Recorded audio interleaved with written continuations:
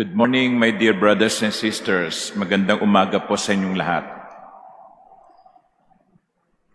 Mga kapatid, ano ang sumisira sa bakal? Kalawang. Sinisira ng kalawang ang bakal. Ano naman ang sumisira sa magandang pagsasamahan o pagkakaibigan? Ano naman ang sumisira sa pamilya? Inggit. Inggit. Ilang mga pagkakaibigan, how many friendships, how many good relationships, how many families have been destroyed because of envy, because of jealousy.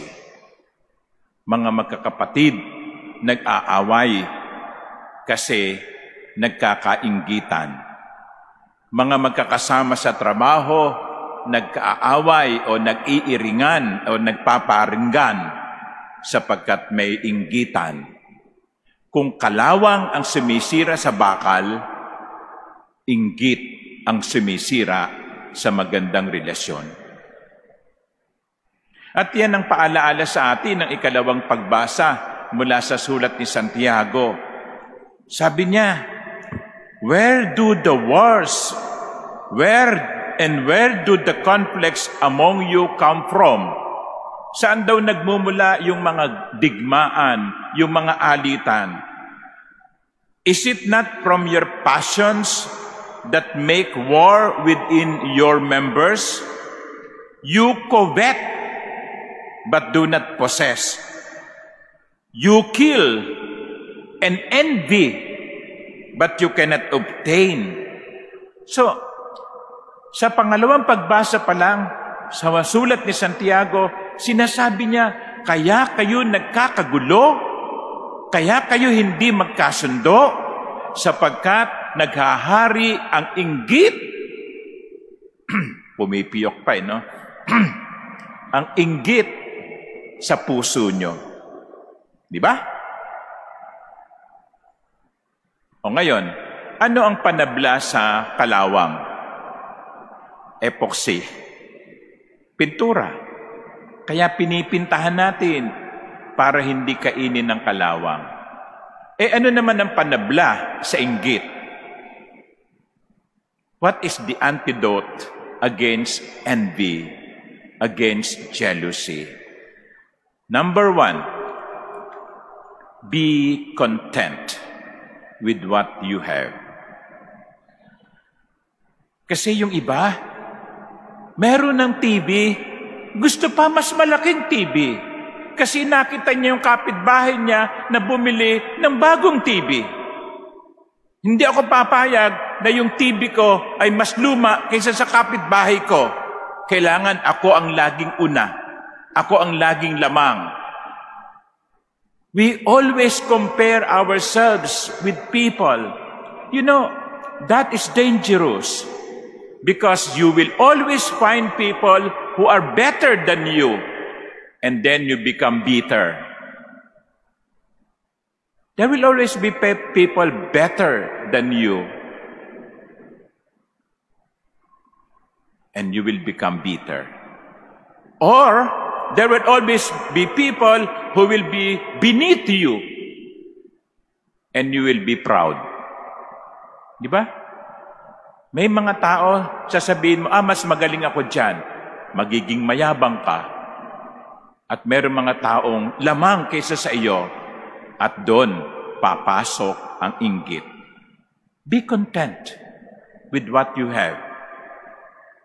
Sabi nga ni Oscar Wilde, isang author, true contentment is not having everything, but in being satisfied with everything you have.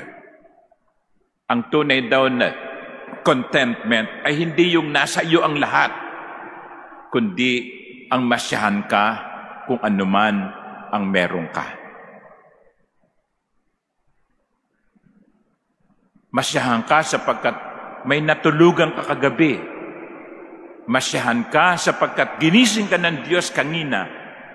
Masyahan ka sapagkat ikaw ay nakalakad papuntang katedral o nakasakay o nakapag-drive. Masyahan ka sapagkat binigyan ka ng Diyos ng panibagong araw. Be happy with what we have. Now, if you want to have more, okay, it's fine. But not at the expense of others. Kasi yung iba, may pangarap. Kaya lang aabutin ang pangarap sa pamamagitan ng pagtungtong sa kanyang kapwa. Tinutuntungan, ginagamit ang kanyang kapwa para lamang maabot ang kanyang pangarap. Maging masaya kung anuman ang meron ka. At kung gusto mo pa, gawin mo ito na makamit sa tamang paraan. Secondly, anong panglaban sa inggit? Be grateful. Magpasalamat lagi. Magpasalamat ka sapagkat meron ka ngayon.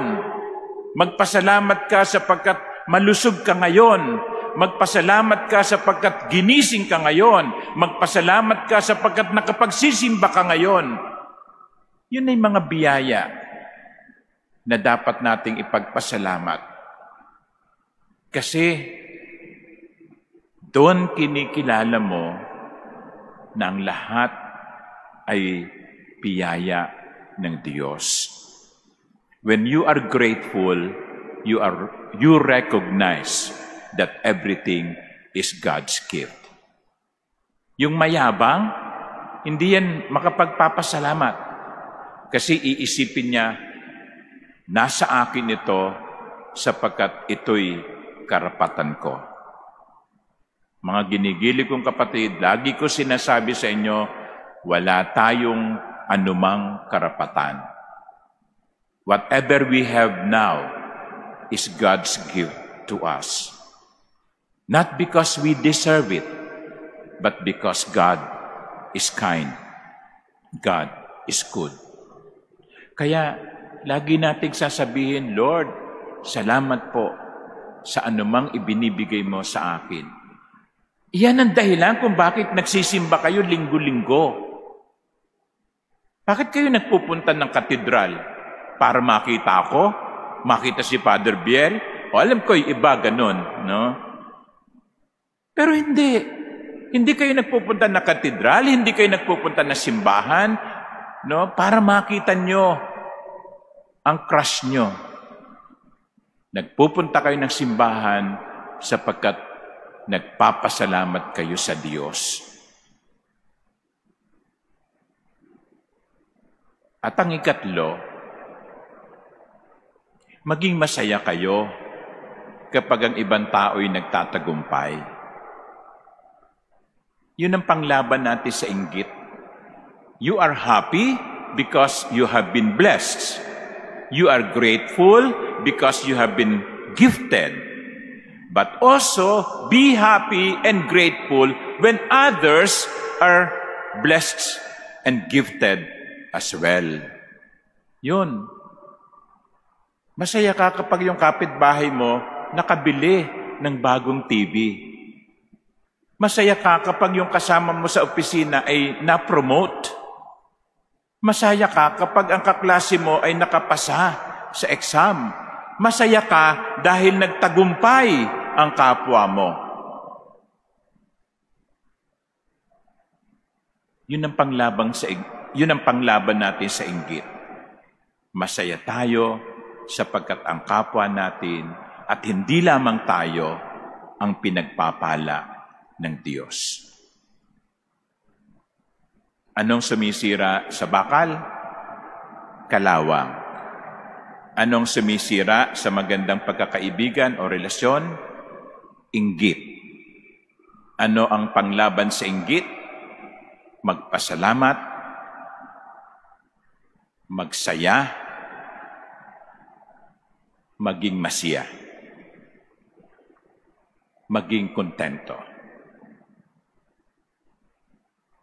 Haharap na naman tayo sa panibagong linggo, panibagong pagsubok ng buhay.